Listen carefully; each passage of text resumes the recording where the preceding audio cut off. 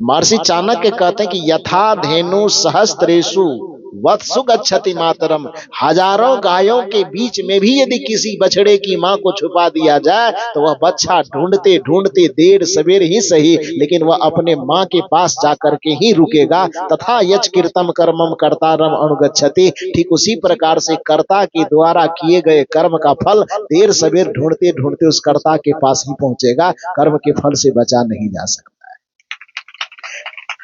चाहे वह किसी भगवान को हम अपने माथे पर रखें, भगवान बेचारा खुद नहीं बच पाता है तो वो कैसे बचा।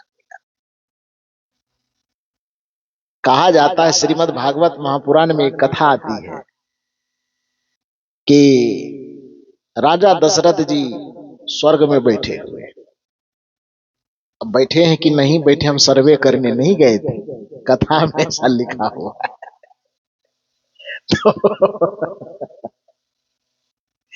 तो स्वर्ग में बैठे हुए थे। संजोग की बात है कि निरीक्षण करने के लिए दुर्वासा ऋषि गए, तो घूमते घूमते देखा कि दशरथ जी मायूस होकर के बैठे हुए। तो दुर्वासा ऋषि देखा कि राम जी के पिता हैं, तो थोड़ा जब वीआईपी आदमी होता है तो लोग जाकर के भेंट करते हैं। तो देखा कि भाई दशरथ जी बैठे, वो भी उदास बैठे। तो दुर्वासा ऋषि गए दशरथ जी के पास बैठे, और दुर्वासा ऋषि पूछते हैं दशरथ जी से, इतना चिंतित क्यों है, क्यों परेशान है। दुर्वासा ऋषि ने, ये राजा दशरथ जी ने कहा कि हम परेशान इस वजह से नहीं है कि हम मर करके यहां आ गए हैं, बल्कि हम परेशान एक चीज को लेकर के कि जहां तक हमें स्मरण है बहुत ज्यादा बुरा हम नहीं किए थे, जिसके कारण से भरी जवानी में हमारी तीनों पत्नी विधवा हो गई। जिस बेटे को हम राजगद्दी देना चाहते थे वो बेटा वनवास चला गया। जिस बेटे के लिए ये वनवास की प्रक्रिया घटी वो भी राजगद्दी नहीं भोग रहा है, वो भी अयोध्या से 14-15 किलोमीटर दूर नंदीग्राम में बैठा हुआ है। गए हैं कोई नंदीग्राम की नहीं गए हैं? नहीं गए अभी तक। जहां राम जी का जन्मभूमि है अयोध्या में, जिस जगह मंदिर बना है उससे 14 किलोमीटर दूर नंदीग्राम है, जहां पर भरत जी रह करके वहां से राजकाज चलाते। मुझे जाने का मौका मिला है, मैं गया हूं। तो वहां पर बैठे हुए हैं। एक तो वनवास का कष्ट ही राम के लिए काफी था, और उसमें भी, उस कष्ट में भी और भयंकर कष्ट हो गया कि सीता का हरण हो गया।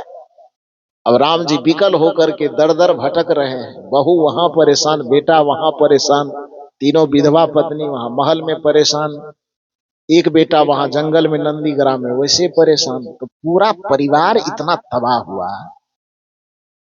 आखिर क्या गलती किया गया था मेरे द्वारा, क्या बुरा हुआ मेरे परिवार के द्वारा, ये इतना भयंकर दुख। और कुछ हमको दुख मिले तो हम मान लेते हैं कि राजा होंगे, किसी को गलत फैसला सुनाए होंगे, मिर्गा तिरगा मारते रहते थे तो उसके परिणाम में दुख आया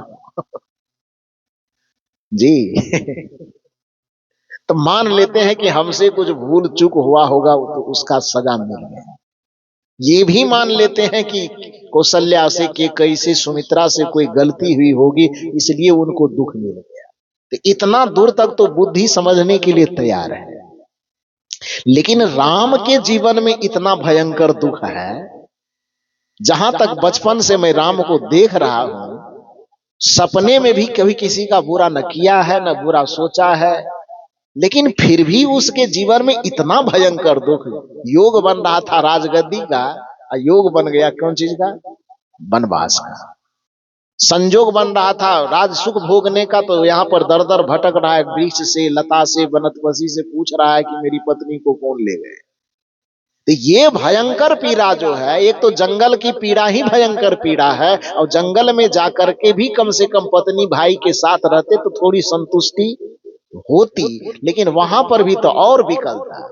तो हमारे जीवन में दुख आया, हमारी पत्नी के जीवन में दुख आया, हमारा परिवार बिखर गया, ये दुख मान लो कि थोड़ी देर के लिए हम समझ सकते हैं कि कुछ जाने अनजाने हमसे बहुत अपराध हुआ होगा जिसके परिणाम में ये दुख हमें मिला है। लेकिन एक बात मेरी बुद्धि को नहीं पच रही है कि राम जी सपने में भी कभी किसी का बुरा ना सोचे होंगे, फिर भी उनके जीवन में इतना भयंकर दुख क्यों है।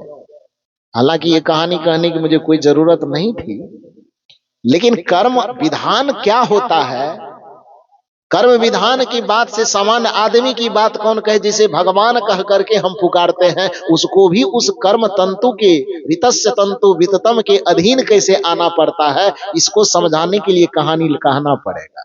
कहूं कि ना कहूं? कहूं? ये बना के नहीं कह रहा हूं, ये सवाल जवाब हो रहा है किससे?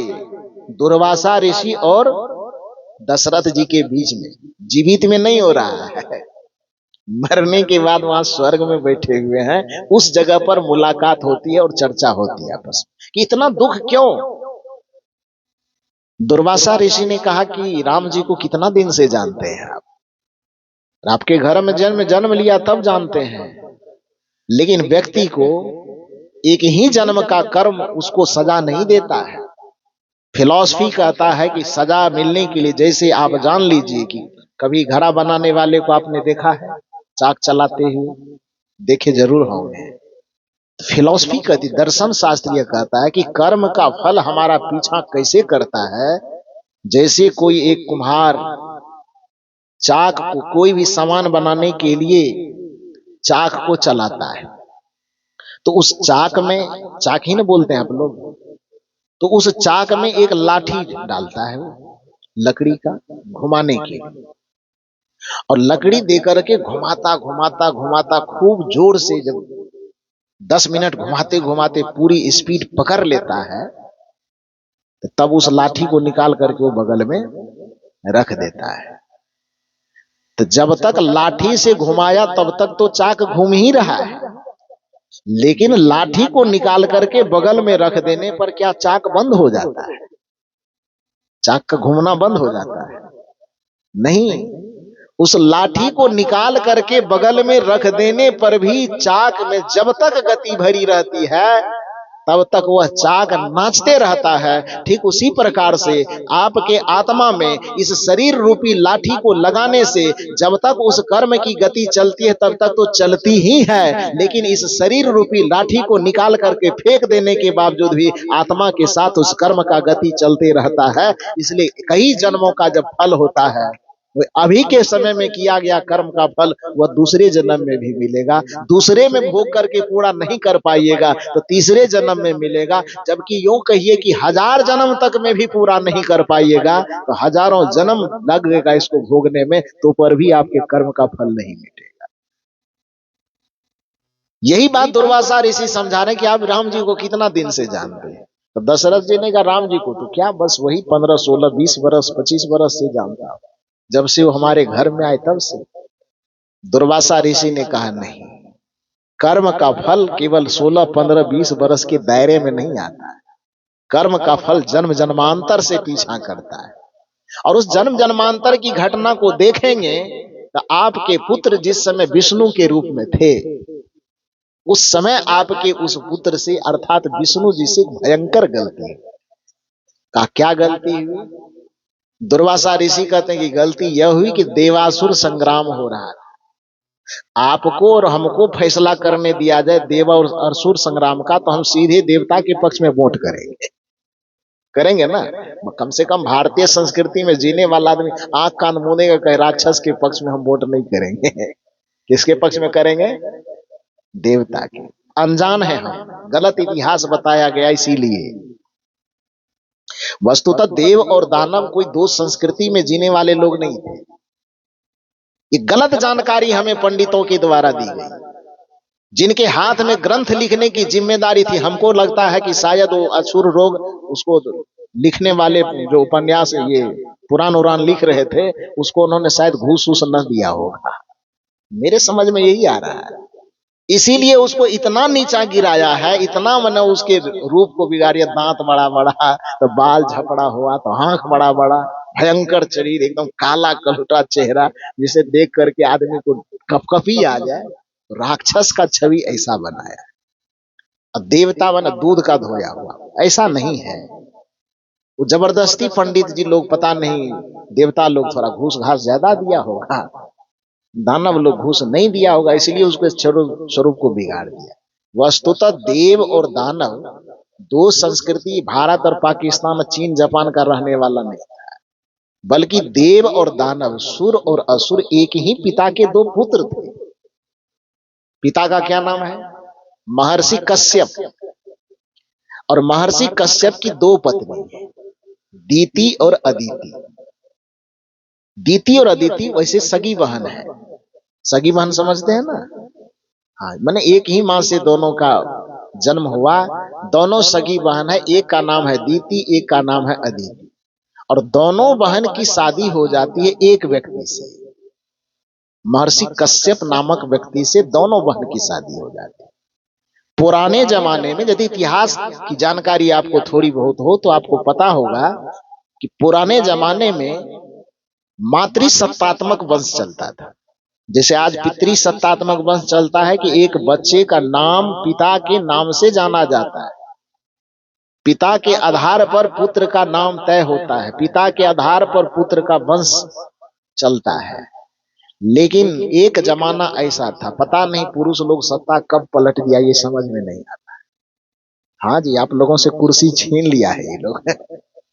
ओरिजिनल बात यह थी कि ये कुर्सी पहले आप लोगों की थी। मातृसत्तात्मक वंश चलता था, उसमें पिता के नाम से पुत्र की और वंश की पहचान नहीं होती, वंश की पहचान होती थी मां से। हालांकि अब सरकार थोड़ा बहुत समानता लाया है कि हर एक कागज में, हर एक सर्टिफिकेट में पिता के साथ साथ मां का भी नाम जोड़ रहा है। ये अच्छी बात है, बराबर 50-50% सत्ता मिला रहा है। वैसे आरक्षण की सरकार लोग 50% दे रहे हैं, यहाँ है कि नहीं? कितना है, कितना परसेंट है यहाँ आरक्षण? 50 महिला को नहीं, 50 से ज्यादा नहीं होगा। महिला को खास करके जी 37% है, 33 बिहार में 50 है, 50% आरक्षण है वहां पर बिहार में। तो खैर जो भी हो, 33 तक भी लाया तो खींच तीर करके बाद में 50 तक ले जाइएगा। लेकिन अभी जो है मूल रूप से सरकारी दस्तावेजों में मातृ पितृ दोनों सत्ता को नियंत्रण में ला करके हर एक कागज में लगभग मां का नाम और पिता का नाम, दोनों का नाम दिया जाने लगा। और ये अच्छी बात है, होना भी चाहिए। लेकिन एक समय ऐसा था कि मातृ सत्तात्मक वंश चलती थी कि उसमें पिता कौन है, क्या है, उसे कोई लेना देना नहीं है, मां के नाम पर वंश चलता था। तो यहाँ कश्यप की दो पत्नी दीति और अदिति, तो मां दो हो गई। अब वंश जो चलेगा तो पिता के नाम पे तो चलेगा नहीं, वंश चलेगा मां के नाम पर। तो अदिति से जो पुत्र उत्पन्न हुए, जो वंश चला, तो अदिति से जो वंश चला उसको कहा गया आदित्य वंश। नाम है अदिति तो वंश चलेगा तो आदित्य वंश। आदित्य माने देवता। अब दीति से जो वंश चला तो दीति से दैत्य वंश। दीति दैत्य, दीति से जो वंश चला वो दैत्य वंश कहलाया, अदिति से जो वंश चला वो आदित्य वंश अर्थात देववंश कहलाया। तो अब इस जगह पर आप बताओ कि देव और दानव कोई आपस में दुश्मन हुआ कि वो भाई हुआ? बोलिए थोड़ा बढ़िया से। तो पंडित जी लोग ये चीज नहीं जानता है, जानता है लेकिन आपको बताता नहीं, क्योंकि बता देगा वो तो फिर उसका रोजगार जो थोड़ा बहुत चलता है राक्षसों से डराना और देवताओं के नाम पे थोड़ा बहुत पेटी भरना, वो कम हो जाए। कबीर साहब इस चीज को जानते थे, इसीलिए ना इतना वो कहते थे कि क्या देवी देवता के नाम पे आदमी को बड़गला रहे हो भाई, क्यों राक्षसों से डरा रहे हो कि ये करोगे तो राहु ये कर देगा, केतु ये कर देगा, फलना कर देगा। सब राक्षस के भयंकर भयंकर रूप बना बना करके आदमी को डराता है, अब देवताओं के नाम पे लालच देता है अब डर और लालच दोनों का दिखा करके जिस भी तरह से होता है उसका आर्थिक, चारित्रिक, मानसिक, वैचारिक हर एक तरह से शोषण करता है। खैर, मूल बात हम ये कहना चाहते थे कि देव और असुर, हम और आप अभी जान रहे हैं कि वो दो संस्कृति, दो विचारधारा में जीने वाले लोग थे। देवता मन बढ़िया और दानव मन खराब। लेकिन असल बात यह है कि वो दो विचारधारा, दो संस्कृति की लड़ाई नहीं थी। देव और दानव की लड़ाई किस लिए होती थी? अब एक पिता ने जितनी संपत्ति कमाई है, जो नाम कमाया है, जो पद कमाया है, जो पब्लिक कमाया है, तो स्वाभाविक बात है कि जब दो माँ के बच्चे निकले, दो बिरादरी निकली, तो स्वाभाविक है कि बराबर बराबर हिस्सा लेगा ना। देवता लोग चालाकी करता था, वो चालाकी करके किसी को सपोर्ट में खड़ा करके उसका धन अपहरण कर ले, तीने डेग में पूरा जमीन लिखवा लिया। वामन भगवान ने कहा 3 जग करने के लिए 3 कदम जमीन चाहिए, और केवला होने के लिए गया तो उसका सब संपत्ति लिखा लिया। इसको कथा बना करके कह दिया गया कि 3 पग में पूरा ब्रह्मांड नाप गए देवता। क्षमा कीजिए, ऐतिहासिक दृष्टिकोण से यदि आप इसका अध्ययन करेंगे तो वस्तुतः वो कोई भगवान, कोई राक्षस वाला कोई कहानी नहीं। बस इतनी सी बात है कि बड़ा भाई थोड़ा तेज तर्रार था, जो देवता कहलाता था, छोटा भाई सीधा सरल दूसरे पिता का पुत्र था, छल कपट करके उसका धन अपहरण कर लेता। तो छोटका वाला क्या करेगा? आरती उतारेगा। कि दाव पे भी करके जो भी जैसे होगा उसका छीन-बीन करेगा। तो देव और दानव का ये संग्राम है, मतलब दो भाइयों का संग्राम। तो पौराणिक दृष्टिकोण से इसको न देख करके थोड़ा ऐतिहासिक दृष्टिकोण से इसको देखने का प्रयास कीजिए।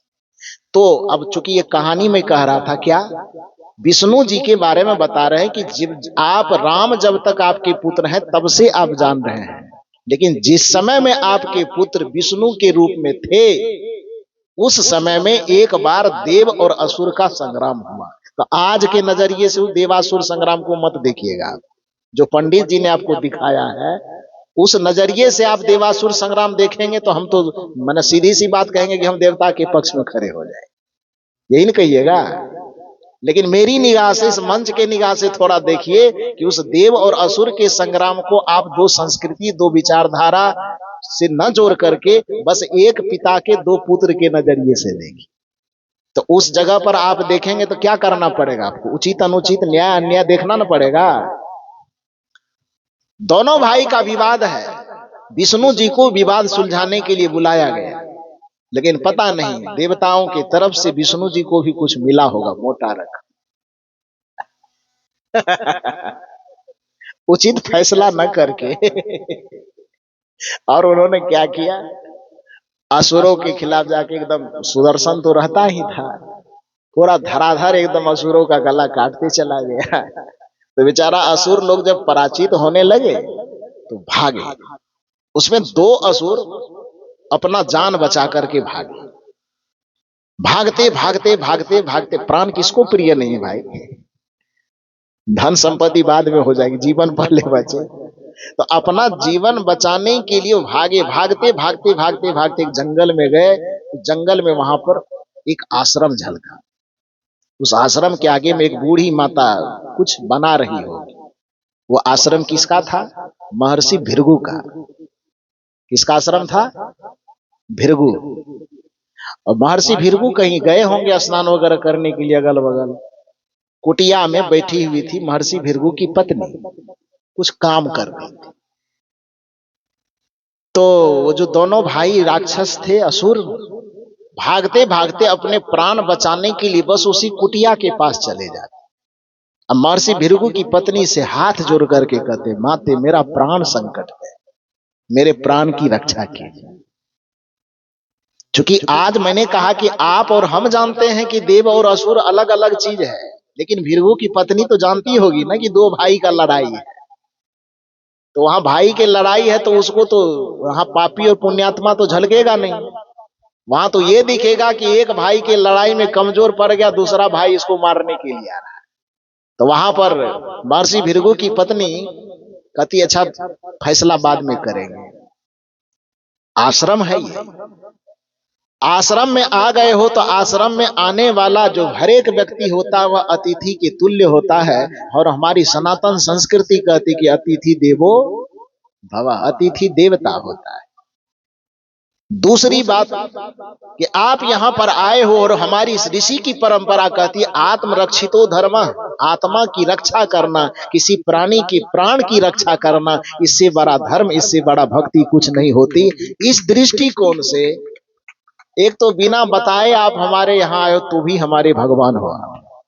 दूसरी बात कि आप यहां आकर के अपने प्राणों की रक्षा करने के लिए हमसे गुहार लगा रहे हो, निवेदन कर रहे हो, और इस परिस्थिति में यदि हम तुम्हारे प्राण की रक्षा न कर सके तो हमसे ज्यादा पापी, हमसे ज्यादा अधर्मी कोई नहीं होगा। इसलिए तुम जाओ, जब तक मैं जिंदा हूं मेरे कुटिया में छिप जा, जब तक मैं जिंदा हूं भगवान की बात कहे, भगवान का नाना भी आ जाएगा तो तुम्हारा कुछ नहीं बिगाड़ सके, कुटिया में छिप जा। व्याकुल तो था ही डर से, गया गया कुटिया के अंदर छिप गया। अब बदहवास स्थिति में उधर से विष्णु जी खदेड़ते आ रहे हैं। खदेड़ते खदेड़ते वो भी गेट पर आए। महर्षि भृगु की पत्नी कुछ काम कर रही थी मगन होकर के, तो विष्णु तो बेचारी तो सब चीज जान ही रही है, पहले तो वो बता ही दिया, फिर भी विष्णु जी सामने में आए तो अनजान भाव से देख रहे हैं, कौन है आप? तो विष्णु जी ने कहा हम विष्णु हैं। का इधर किस लिए आए? आपके तरह नहीं ना होगा जो आरती लेके खड़ा रहेगा। क्योंकि वो जानते थे कि देव और दानव बस दो विचारधारा में जीने वाला लोग है, आप और हम उसको जबरदस्ती भगवान बना दिए। तो विष्णु जी को महर्षि भृगु की पत्नी पूछती आप कौन? का विष्णु। क्या काम था इधर आए? विष्णु ने कहा कि बस दो असुर इधर इस रास्ते से भागे हैं, वो आपकी कुटिया में आया है क्या? झूठ नहीं बोलिए, ऋषि की पत्नी है, संत की पत्नी है। सांच बराबर तप नहीं, झूठ बराबर पाप, जाके हृदय सांच है ताके हृदय आप। या वो ऋषि पत्नी होने के नाते जानती थी, झूठ नहीं बोली। कहाँ आए हैं, कहाँ है वो दोनों? विष्णु जी ने कहा मेरी कुटिया में विश्राम कर रहे हैं। तो उसके बाद विष्णु जी कहते हैं कि निकालो उसको। महर्षि भृगु की पत्नी ने कहा आप कौन? कहा मेरा नाम विष्णु है। कहा यदि आपका नाम विष्णु है तो आपकी दादागिरी विष्णु लोक में चलेगी, ये भृगु की कुटिया है, यहां तो आपकी दादागिरी नहीं चलेगी। जिस व्यक्ति को आप दुश्मन समझ करके खदेड़ते आए हैं तो आपका वो दुश्मन होगा, लेकिन मेरे कुटी में वो अतिथि बन करके आया है और मेरी कुटिया में आकर के एक ऋषि पत्नी जान करके मेरे सामने प्राणों की भिक्षा वो मांगी है, और मैंने उसे वरदान दे दिया है कि जब तक मैं जिंदा रहूंगी तुम्हारा कोई बाल बांका नहीं करेगा, जा करके छिप के रह। तो तुम्हारा आपका संकल्प है कि उसे मारना है, और मेरा संकल्प है कि ये कुटिया ऋषि की कुटिया है, इसमें जो भी व्यक्ति आ गया उसके प्राणों की रक्षा करना ये संत का दायित्व होता है, मेरे रहते उसका बाल बांका आप नहीं कर सकते। यही बात तो कबीर साहब कहते हैं कि गुरु को सिर पर राखिए चलिए आज्ञा माही, कहीं कबीरता दास को तीन लोक डर नाही। जिसके माथे पर संत का हाथ हो जाए, जिसके माथे पर गुरु का हाथ हो जाए तो भगवान भी उसके विपरीत खड़े हो जाए तो भगवान को भी नतमस्तक होना पड़ेगा। गुरु के भक्तों का वह बाल बांका नहीं कर सकता। तो उस महर्षि भृगु की पत्नी ने कहा कि मेरे संरक्षण में है, वो आपका दुश्मन है, तो इसी यहाँ से कुटिया से निकलेगा तो बाद में दुश्मनी फरियाइएगा। जब तक वो मेरी कुटिया में है तब तक उसका आप कुछ बिगाड़ नहीं सकते। क्रोध से जलजला रहे थे विष्णु जी। उन्होंने कहा कि आप निकालते हैं कि नहीं निकालते? महर्षि भृगु की पत्नी ने कहा कि एक बार पूछेंगे तो भी वही जवाब होगा, और 100 बार पूछेंगे तो भी वही जवाब होगा। जब तक मेरा प्राण है आप उसका कुछ नहीं बिगाड़ सकते। विष्णु जी भी अपने जिद पर है, उन्होंने कहा निकालते हैं कि नहीं? भृगु की पत्नी ने कहा कि वही तो कहे, जब तक मेरा प्राण है उसका कुछ नहीं बिगड़ेगा। क्रोध में इतने उतावले थे विष्णु जी कि उचित अनुचित कुछ विवेक विचार नहीं, क्योंकि नियम यही कहता है कि क्रोधाद भवति सम्मोह, सम्मोहात स्मृति विभ्रम, स्मृति भ्रंशाद बुद्धि नाशो, बुद्धि नाशात प्रणश्यति। गीता में श्री कृष्ण ने कहा है। कि जब आदमी के पास क्रोध का उबाल आता है तो उसकी उचित और अनुचित विचार करने की शक्ति, निर्णय करने की शक्ति खत्म हो जाती है। और जिसके बुद्धि में उचित और अनुचित का विचार ही खत्म हो गया, उसका प्रणश्यति, उसका अंततः नाश होना सुनिश्चित है। यही विष्णु जी के साथ हुआ। क्रोध इतना उबल रहा था कि उस उबाल में, क्रोध के उबाल में वह यह समझ ही नहीं पाया कि ऋषि की पत्नी क्या कह रही है। उसके उचित अनुचित पर विचार किए बगैर सुदर्शन निकाला और जोर से, इतनी तेज धार से मारा कि भृगु की पत्नी का गला ही काटा। और भृगु की पत्नी का गला कटा तो जोर से चित्कार मचाई, शरीर धर उधर गिर गया, सर लुढ़क करके उधर गिर गया। खून की धारा इतनी बही कि पूरा कुटिया एकदम खून से भर गया। पत्नी की चित्कार को सुनकर के भृगु जी जो उधर बैठे हुए थे, कहीं या तो स्नान करते होंगे या जो कुछ भी काम करते होंगे, उसके कान तक जैसे आवाज गई, भृगु ऋषि उधर से दौड़े दौड़े आए। कुटिया के सामने आते हैं तो कुटिया में देखते हैं कि हमारी पत्नी तो लहूलुहान होकर के गिरी हुई, गर्दन उधर है, सर उधर है, धर उधर है, खून की धार पूरे आश्रम में। बदहवास हो गए। बदहवास होकर के पत्नी का कटा हुआ गला अपने गोद में उठाता है और रोते रोते पूछता है, कौन पापी है, कौन अधर्मी है? आखिर मेरी पत्नी आज तक किसी चींटी तक को नहीं मारी, कोई गुनाह नहीं किया, बिना गलती का आखिर किसने इसका गला काट दिया? कौन वो अधर्मी है? थोड़ा सामने में आए। ये पुकार पुकार करके जब बहुत बार बार कह रहे थे तो विष्णु जी बगल में सर झुकाए खड़े थे। क्योंकि कोई कितना बड़ा हिटलर हो, जब उससे गलती हो जाती है तो उसका ब्लड प्रेशर सीधे एकदम डाउन हो जाता है, तुरंत ठंडा। तो विष्णु जी की गर्मी अब शांत हो गई थी, क्योंकि पाप कर चुका था। और जब भृगु जी उधर चिल्ला चिल्ला करके कह रहे हैं तो विष्णु जी सर झुकाए खड़े हैं। 2 बार 4 बार भृगु जी के गरजने पर विष्णु ने कहा कि भगवान, जिस पापी की आप तलाश कर रहे हैं वो पापी मैं ही हूं। भृगु जी ने कहा, आप, दुनिया तो आपको भगवान कहती, ये कौन सा भगवान पना है? आप पालन करता कहलाते हैं, ये पालन करता का यही काम है।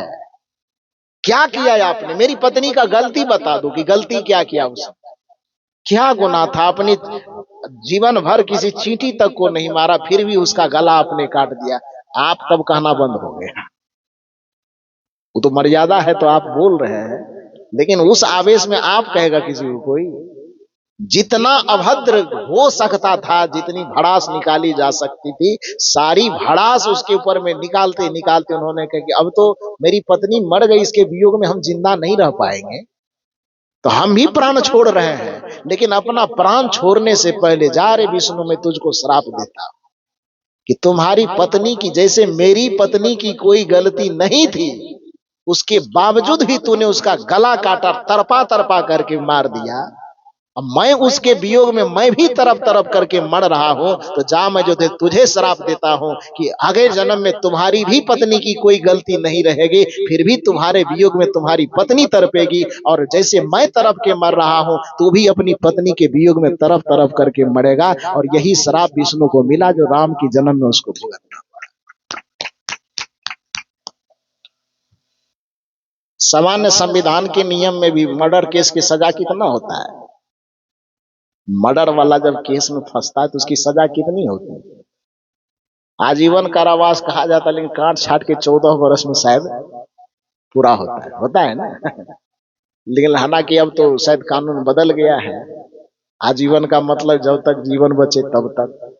पता नहीं क्या हुआ, उतना हम नहीं जानते। श्री राम जी को उस सजा, कर्म का सजा भुगतना पड़ा। ये कहानी में बना करके नहीं कह रहा हूं, ये पंडितों के पुराणों में ही ये कथा कही गई है।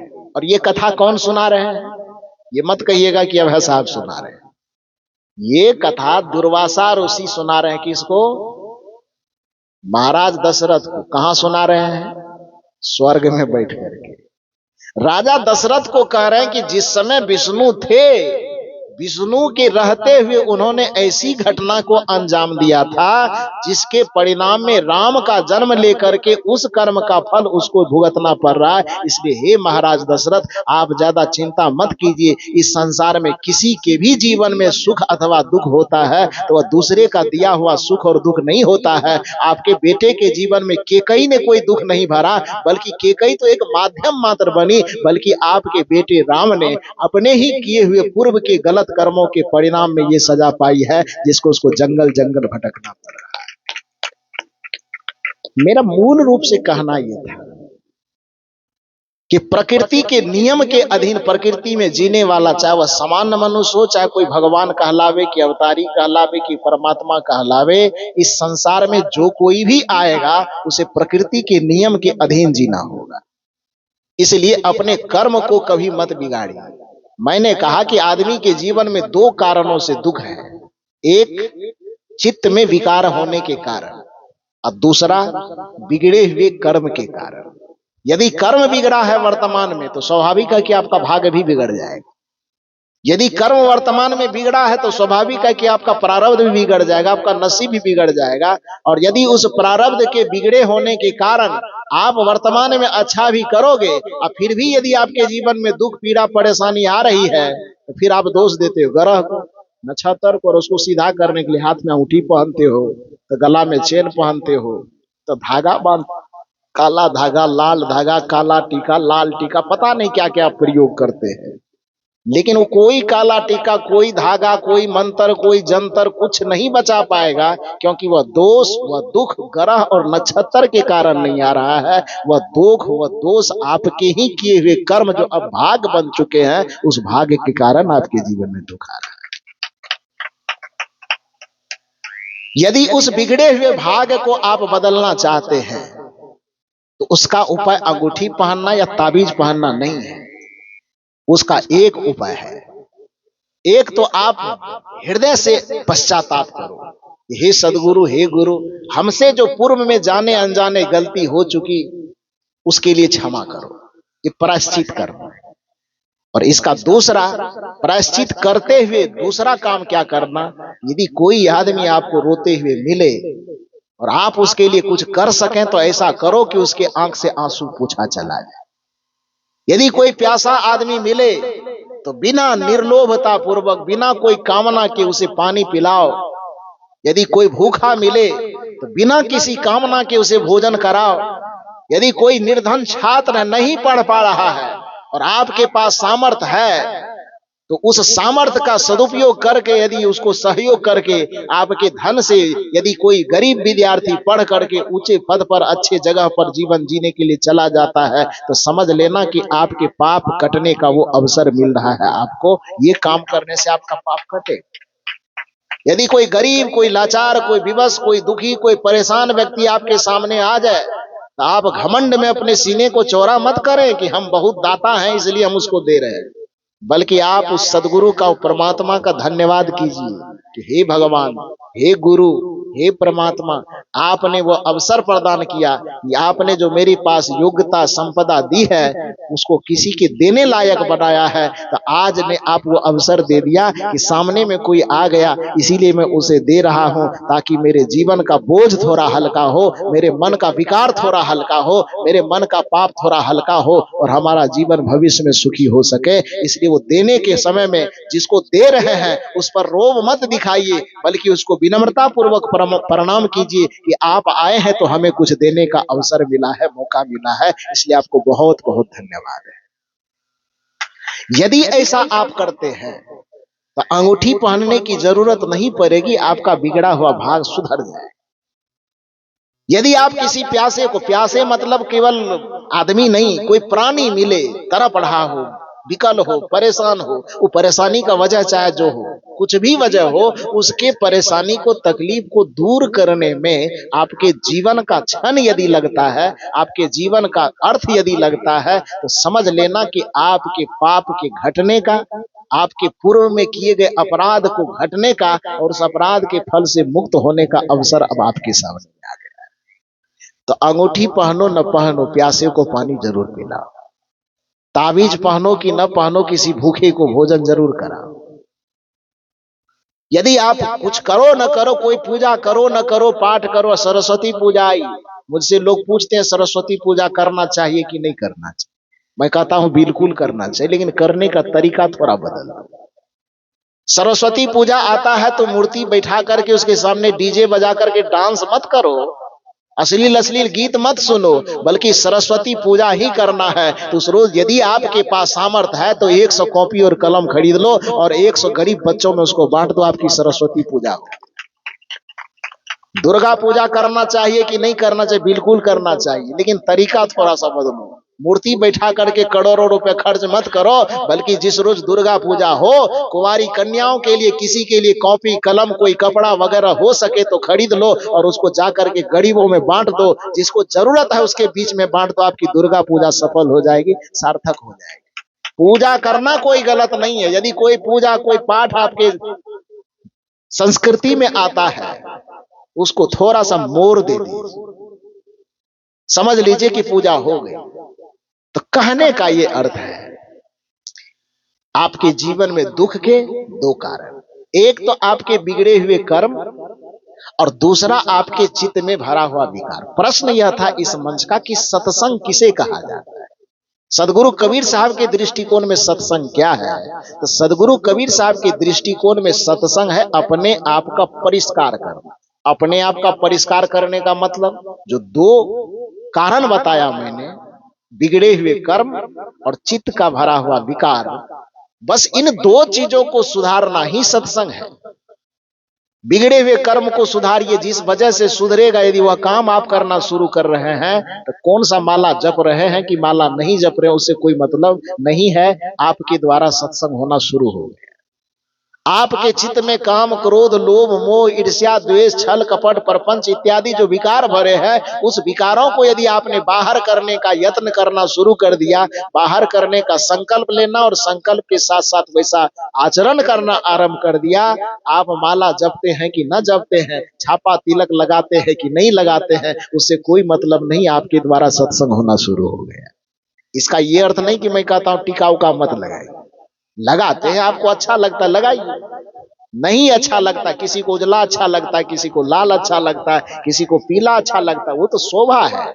जैसे वस्त्र शरीर की शोभा है, उसी तरह से अपनी संस्कृति सभ्यता और मर्यादा में कोई व्यक्ति उजला तिलक लगाता है, धन्यवाद है उसको, कोई लाल लगाता है उसको भी धन्यवाद, कोई पीला लगाता है, कोई नीला लगाता है उसको भी धन्यवाद। तो टीका आप लगाते हैं, वो आपके संस्कृति की एक शोभा है, उसको बुरा नहीं कहा जा सकता, लेकिन आप ये मत मान लीजिए कि हमने टीका लगाया, धागा पहना, माला पहना, छापा लगाया और यही सत्संग यही भक्ति हो गई ना, वो भक्ति नहीं।